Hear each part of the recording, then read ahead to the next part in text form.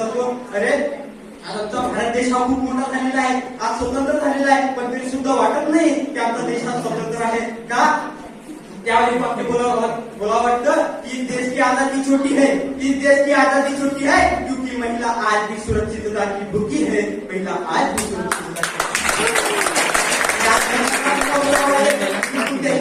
समोर झुकावं आणि वाकावं. तुम्ही इतक्या दुर्बल नाही. अरे छत्रपती शिवाजी राजांसारख्या वीरपुत्राला ठरवणाऱ्या आणि पराक्रमी बनवणाऱ्या त्या महासाहेब जिजाऊंच्या तुम्ही लेखी आहात. अरे अन्याय अत्याचार होत असताना सुद्धा अंगावर शेण घेतलं तरी सुद्धा आपलं कार्य सतत सुरू ठेवणाऱ्या, या देशात पहिली शाळा करणाऱ्या त्या सावित्रीबाई फुले, देशातली पहिली महिला शिक्षिका म्हणून ओळखण्यात